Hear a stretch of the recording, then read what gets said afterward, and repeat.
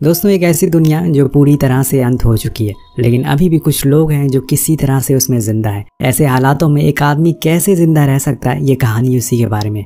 कहानी शुरू होती है और हम मार्टिन नाम के आदमी को जंगल के बीचों बीच पिछले कई सालों से रहते हुए और अपना गुजारा करते हुए देखते हैं। हम देखते हैं कि वो किसी इंसान की लाश को दफनाने जा रहा है जो शायद भूख की वजह से मारा गया हो, या फिर शायद वो आदमी मार्टिन को जानता हो। अब पास में ही हम एक कॉटेज को भी देखते हैं जिसमें वो रहता है और खुद को सेफ भी रखता है। उस आदमी को दफनाने के बाद वो आसपास कई सारे ट्रैप भी लगा देता है ताकि अगर कोई जानवर इसी लाश को खाने के लिए आए तो वो उसकी जाल में फंस जाए और उसको रात के खाने का इंतजाम हो जाए। उसने घर के बाहर एक छोटा सा फार्म भी बना रखा है जिसमें वो कुछ सब्जियां भी उगाता है। लेकिन मार्टिन को कहीं ना कहीं इस बात का अंदाज़ा है कि अभी भी इस दुनिया में कुछ लोग जिंदा हैं जो शायद वो लोग उसके लिए खतरा बन सकते हैं।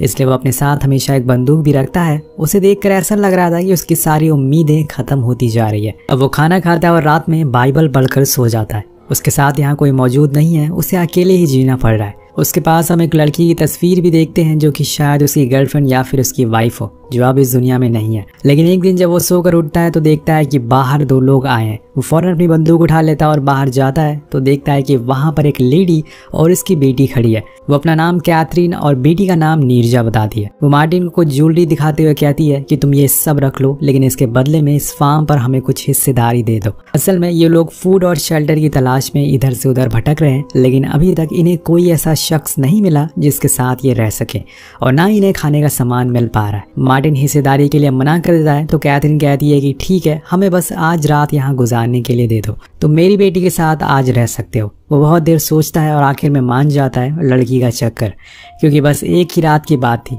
लेकिन उसे अभी भी उन पर शक था कि शायद कहीं वो अपने साथ और लोगों को तो लेकर नहीं आए। लेकिन ऐसा नहीं होता। वो दोनों बहुत ही भूखे थे, इसलिए मार्टिन उन्हें सौंप देता है जिसे वो जल्दी से खत्म कर लेते हैं। अब ये देखकर साफ पता चल रहा था कि वो कई दिनों से भूखे हैं। कुछ समय तक वो आपस में बातें करते हैं और कैथरीन बताती है कि हम लोग जहाँ से आए थे वहाँ पर बहुत ज्यादा खतरा है। जो भी लोग बचे हैं वो आपस में एक दूसरे को खाने के लिए मार रहे हैं, इसलिए हमें वहाँ से भागना पड़ा। हम भागते हुए जंगल में आ गए, फिर हमें एक कॉटेज दिखा। रात हो गई और कैथरीन नीरजा को मार्टिन के पास जाने को कहती है और यहाँ दोनों इंटीमेट होते हैं। अगली सुबह इनके जाने का समय आ चुका था, लेकिन मार्टिन न जाने क्यों इन्हें घर से जाने के लिए नहीं कुछ कहता, क्योंकि वो भी अब अकेला हो चुका है और उसे किसी की जरूरत है। जैसे कि हम जानते हैं कि हमें जिंदा रहने के लिए किसी की साथ की जरूरत पड़ ही जाती है जो उसके अकेलेपन को दूर कर सके। उसे ऐसे दूर शांत खड़ा हुआ देखकर कैथरीन कहती है कि मुझे लगता है कि शायद नीरजा तुम्हें पसंद करने लगी है। मार्टिन उसके बातें समझ रहा था। उसे अच्छे से पता था कि वो बस उसे फुसला रही है ताकि वो यहाँ रह सके। तो वो कहता है कि ये कॉटेज बहुत छोटा है और मेरे पास इतना खाने पीने का सामान नहीं है कि मैं आप दोनों को यहाँ रख सकूं। तो कैथरीन बोलती है कि अगर हम लोग साथ में काम करें तो इस फार्म को बड़ा कर सकते हैं, जिसके बाद हमारे पास खाने की कमी नहीं होगी। लेकिन मार्टिन को ये अच्छे से पता था कि वो अगर ऐसे ही लोगों को यहाँ पर रखता चला गया तो शायद एक दिन उसे खाने की कमी पड़ जाएगी, और इसलिए वो साफ साफ मना कर देता है। तो कैथरीन वहाँ से जाने लगती है, लेकिन उसके जाने के बाद नीरजा मार्टिन की शेव करने लगती है। वो उसे ऐसे साबित करना चाहती थी कि जैसे वो उसकी फिक्र करती है और वो अकेले नहीं रह सकता। वो ये भी उसे महसूस कराना चाहती थी कि उसे नीरजा की जरूरत है। अब मार्टिन है तो एक इंसान ही, इसलिए वो आखिर में हाँ कर देता और उन्हें अपने साथ रखने को राजी हो जाता है। पर यह फैसला उसके लिए अच्छा साबित होगा या बुरा, ये तो हमें आगे ही जाकर पता चलेगा। उस रात वो लोग डिनर करते हैं, जिसके बाद नीरजा फिर से उसके पास चली जाती है। अब ऐसे ही कई महीनों तक चलता रहता। अब सुबह वो लोग बाहर का काम करते हैं और फिर उसी फार्म से उगी हुई सब्जियां खाते हैं, और रात में मार्टिन और नीरजा साथ में होते हैं। तो अब कहीं ना कहीं मार्टिन का भरोसा नीरजा ने जीत लिया था और अब उन दोनों में प्यार भी हो गया था। वहीं कैथरीन उनकी सारी हरकतों पर नजर रखे हुए थी, और जब वो माँ बेटी एक साथ बैठे हुए थे तो कैथरीन नीरजा के साथ मिलकर एक प्लान बनाती है कि अगर वो दोनों मिलकर मार्टिन को खत्म कर दें तो ये पूरा कॉटेज उनका हो जाएगा। इसलिए कहते हैं कि किसी पर आग बंद कर भरोसा नहीं करना चाहिए। मार्टिन ने इन दोनों को अपने घर में जगह दी। अब नीरजा भी कहीं ना कहीं अपनी माँ की बातों में आ जाती है। वो मार्टिन के राज खोलने लगती है और बताती है कि वो अपनी बंदूक की गोलियां अपनी पैंट के पीछे वाले पॉकेट में रख, और आज रात मैं वो ले लूंगी, जिसके बाद हम उसे खत्म कर देंगे। अब रात को सब कुछ प्लान के मुताबिक होता है। नीरजा मार्टिन के सोने का इंतजार करती है और जैसे ही वो सो जाता है वो जाकर उसके पैंट में से उन गोलियों को निकाल लेती है और अपने पास रख लेती है, और अगली सुबह वो जाकर अपनी माँ को दे देती है। जो उस रॉड को भी ले लेती है और फिर अब बारी थी मार्टिन की, जो बाहर फार्म पर काम कर रहा था। नीरजा उधर पास वाली नदी में नहाने के लिए चली जाती है क्योंकि कैथरीन नहीं चाहती थी कि उसकी जान खतरे में आए, इसलिए वो खुद उस पर हमला करने के लिए आगे बढ़ती है। लेकिन तभी मार्टिन को वहाँ कीचड़ में कुछ पैरों के निशान दिखते हैं, जिससे वो समझ जाता है कि जरूर उन तीनों के अलावा यहाँ कोई और भी आया था। अब वो फौरन कैथरीन से नीरजा के बारे में पूछता है तो बताती है कि वो नदी के पास गई है, यहाँ उसका प्लान फेल हो गया था, पर इस समय उसकी बेटी की जान खतरे में। वो भागते हुए नदी के पास जाते हैं लेकिन नीरजा वहाँ नहीं थी। हम देखते हैं कि एक आदमी ने उसे पकड़ लिया है और वो उसे लेकर झाड़ियों में छुपा हुआ है। जब वहाँ मार्टिन जाता है तो उस आदमी पर बंदूक तान देता है। वो अपनी पॉकेट चेक करता है गोलियां निकालने के लिए, तो गोलियां वहाँ पर गायब थी। तब वो समझ जाता है कि ये काम जरूर नीरजा का है। लेकिन इतने में तो वो सामने वाला आदमी उठता है और अपनी बंदूक से गोली चलाता है जो सीधा मार्टिन को लगती है, जिससे मार्टिन वहीं गिर जाता है। जब वो आदमी उसके पास आता है चेक करने के लिए कि वो मरा या नहीं, तभी मार्टिन उस पर एक खंजर से वार करता है और वो वहीं मारा जाता है। लेकिन यहाँ मार्टिन को भी गोली लग चुकी थी, इसलिए नीरजा और कैथरीन उसे लेकर कॉटेज में आती हैं, जहाँ वो दोनों उसकी गोली को बाहर निकालते हैं, जिसके बाद वो उसका सही तरीके से इलाज करते हैं। लेकिन यहाँ मेडिसिन नहीं थी, इसलिए वो ठीक हो नहीं पा रहा था। अब उसका जख्म बढ़ता जा रहा था और यहाँ उसकी जान एक ही शख्स बचा सकता है और वो थी कैथरीन, क्योंकि उसको जड़ी बूटियों के बारे में पता होता है जो उसे ठीक कर सकती हैं।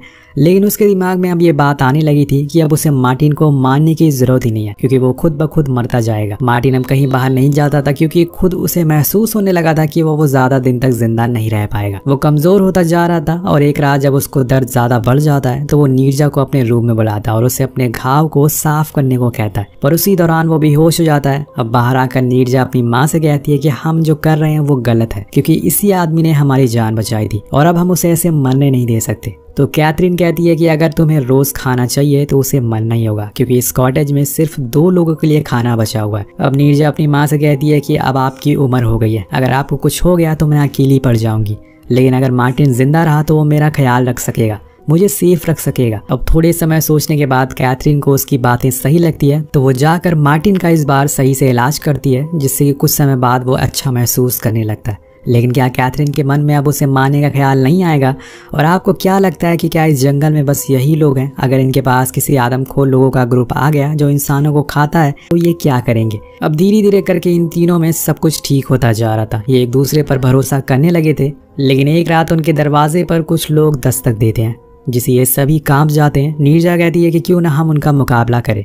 लेकिन जब मार्टिन बाहर देखता है तो उसे पता चलता है कि बाहर तकरीबन 6 से 7 लोग हैं जिनके पास हथियार भी हैं, और यहाँ मार्टिन के पास सिर्फ 2 गोलियां हैं, जो बहुत ही कम है। इसलिए उन्हें इस समय बस चुपचाप बैठे रहना होगा और ये दुआ करते रहना होगा कि वो लोग अंदर ना आए, क्योंकि वो इनका सारा सामान उठाकर ले जाएंगे। वो पूरी रात ये तीनों ऐसे ही बैठे रहते हैं और जब सुबह होती है, शांति होती है, तो हम बाहर का मंजर देखते हैं। उन्हें पता चलता है कि उन लोगों ने इनकी सारी फसलें खराब कर दी है और जो पकी हुई सब्जियां थी उन्हें भी वो अपने साथ ले गए। यानी कि अब इनके पास खाने को कुछ नहीं होगा, तो ये लोग सबसे पहले तो अपना फार्म ठीक करते हैं, क्योंकि इसके अलावा और इनके पास कोई चारा भी नहीं है। लेकिन अब आगे आने वाले दिन इन्हें खाली पेट ही गुजारना पड़ेगा, क्योंकि कई सब्जियां निकलने में काफी समय लगेगा। अब सीन शिफ्ट होता है नीरजा पर। उसे जिस बात का डर था वही हुआ। उसे पता चलता है कि वो प्रेग्नेंट है, पर वो नहीं चाहती कि वो इस बच्चे को ऐसी दुनिया में जन्म दे जहाँ लोग एक दूसरे की जान के प्यासे हैं। और अगर कैथरीन को इस बारे में पता चल गया तो वो उसका क्या असर करेगी ये तो उसे भी पता नहीं है। इसीलिए वो उस रात को एक वायर की मदद से अपने बच्चे को मारने की कोशिश करती है, लेकिन उसे ये काम हो नहीं पाता। अब अगली सुबह जब कैथरीन बाहर जाती है तो उसे पता चलता है कि उसने जो कुछ दिनों पहले ट्रैप लगाया था उसमें एक भी जानवर नहीं फंसा और ना ही कोई सब्जी उगी थी। इसलिए वो कॉटेज पर वापस लौट आती है और नीरजा के पास जाकर लेट जाती है। उसके मन में अब एक और बार मार्टिन को मारने का ख्याल आ रहा था, इसलिए वो नीरजा से फिर वही बात बोलती है और इस बार नीरजा फिर से उनकी बात मान लेती है। अगले दिन कैथरीन जंगल से कुछ जहरीले मशरूम लेकर आती है, जिसके बाद नीरजा जाकर उसे मार्टिन को दे देती है। अगले दिन जब वो लोग सोकर उठते हैं तो कैथरीन मार्टिन से कहती है कि अब वो लोग इस कॉटेज को छोड़कर जा रहे हैं, लेकिन मार्टिन उन्हें मना करता है क्योंकि अब उसे उनकी आदत हो गई थी। अब नीरजा भी अपनी माँ के साथ जाने से मना कर देती है। इसी दौरान हम देखते हैं कि कैथरीन को उल्टियाँ होना शुरू हो गई है, यानी कि वो जहर नीरजा ने मार्टिन की जगह अपनी माँ कैथरीन को दे दिया था। लेकिन उसने ये गलती से नहीं बल्कि जानबूझकर किया था। मे बी उसने ऐसा इसलिए किया क्योंकि वो नहीं चाहती कि उसकी माँ मार्टिन को मारे। अगर वो अपनी प्रेगनेंसी के बारे में अपनी माँ को बताती तो शायद वो उसे मार देती, इसलिए उसने ये कड़ा फैसला लिया। कैथरीन की तबीयत अब बिगड़ने लगती है, इसलिए वो मार्टिन से कहती है कि वो उसकी नस काट दे और उससे मौत के बाद उसे यहीं दफना दे, क्योंकि वो नहीं चाहती कि उसकी मौत बहुत ही दर्द भरी हो। मार्टिन सेम वैसे ही करता है, पर वो जब उसे दफनाने के बाद कॉटेज के लिए वापस आ रहा था तो वो देखता है कि कैथरीन के लगाए हुए ट्रैप पर 2 खरगोश फंसे हुए हैं, जिसे देख के वो मन ही मन सोचता है कि अगर कैथरीन इतनी जल्दी फैसला नहीं लेती तो शायद आज जिंदा रहती, क्योंकि उन 2 खरगोश में 3 लोग का खाना आराम से हो सकता था। तो जल्दबाजी में कोई भी फैसला नहीं लेना चाहिए। यहाँ अभी तक मार्टिन ना तो नीरजा की प्रेगनेंसी के बारे में पता था और ना ही ये बात की। अब जब मार्टिन कॉटेज पहुंचता है तो वहाँ पर नीरजा बहुत ही शांत बैठी हुई थी, क्योंकि उसे बिल्कुल अच्छा नहीं लगा था। वो पूरी तरीके से उदास थी। अब उसे अपनी माँ की कमी खल रही थी। वो ये बात किसी से शेयर भी नहीं कर सकती थी। लेकिन जब मार्टिन उसे ऐसा उदास देखता है तो वो उसे उसके साथ हुए सालों पहले एक हादसे के बारे में बताता है, जहाँ पर वो उसका भाई एक कैंप को लूटने गए थे, लेकिन वहाँ उसके भाई ने एक लड़की के साथ जबरदस्ती करने की कोशिश करी और उसकी वजह से वहाँ पर बहुत सारे लोग इकट्ठा हो गए और तब उन दोनों को वहाँ से भागना पड़ा। लेकिन एक समय पर उसका भाई गिर जाता है तो मार्टिन ने जानबूझकर उसकी पैर की हड्डी तोड़ दी, जिससे कि वो भाग ना सके और उसे उसकी गलती का एहसास हो गया। वो नीरजा को यही समझाना चाह रहा था कि उसने जो भी अपनी माँ के साथ किया वो सही था, क्योंकि कभी कभी हमें ज़िंदगी में कड़े फैसले लेने पड़ते हैं जिसमें हमें किसी अपनों को खोना पड़ता है, लेकिन उसमें गलती उन्हीं की होती है। अब अगले दिन वो यही सब सोचकर रोने लगती है, क्योंकि उसने जो जीने की उम्मीद छोड़ दी थी अब वो वापस आ गई थी और उसे एक नई उम्मीद मिल चुकी थी, जो कि था उसका बच्चा और एक परिवार। अब एक दिन वो दोनों ऐसे ही बाहर शिकार करने के लिए जाते हैं, पर वापस आते समय मार्टिन को पता चल जाता है कि केबिन में कोई मौजूद है। ये वही 6 लोग थे जो पहले यहाँ पर आए थे। मार्टिन कहता है कि तुम्हें जाकर वो बीज लेकर आना होगा, क्योंकि अगर वो हमारे पास रहा तो हम उसे और फसल उगा सकेंगे। तो वो कॉटेज के ऊपर से उसके अंदर जाती है और उन सारे बीजों को ले लेती है, लेकिन आते समय वो एक खंजर भी उठा लेती है और इसी चक्कर में उससे आवाज़ हो जाती है और बाहर खड़े लोगों को पता चल जाता है कि अंदर कोई मौजूद है। वो फौरन अंदर जाते हैं, लेकिन तब तक नीरजा बाहर आ चुकी थी और अब वो दोनों भागने के लिए तैयार थे, लेकिन अब उनका पीछा वो सभी कर रहे थे। इसलिए मार्टिन कहता है कि तुम यहाँ से भाग जाओ, क्योंकि वो नहीं चाहता था कि उसका बच्चा भी मारा जाए। अब नीरजा को भागने को कहता है और तब तक वो उन लोगों का ध्यान भटकाता है। नीरजा भागने लगती है, लेकिन उसके पीछे एक शख्स पड़ गया था, तो वो उसके ऊपर खंजर से वार करने की कोशिश करती है, लेकिन उससे पहले उसका पैर एक ट्रैप में फंस जाता है जो कि इन्हीं लोगों ने लगाया था। इसी का फायदा उठाकर नीरजा वहां से भाग जाती, पर उसे भागते हुए एक दूसरा आदमी देख लेता है और उस पर तीर चलाता है, जो जाकर मार्टिन को लग जाता है, जिससे कि वो वहीं गिर जाता है और इसी का फायदा उठाकर नीरजा वहां से दूर भाग जाती है। वहीं दूसरी ओर वो लोग मार्टिन को पकड़ लेते हैं और उसे ऐसे ही जिंदा जलाकर खा जाते हैं, जिससे कि यहाँ में एक और चीज़ का पता चलता है कि वो लोग असल में आदमखोर थे, जो लोगों को बेदर्दी से मार कर खा जाते थे। वहीं दूसरी ओर नीरजा जंगल में घूमती जा रही थी। उसे समझ नहीं आ रहा था कि असल में वो करे तो करे क्या।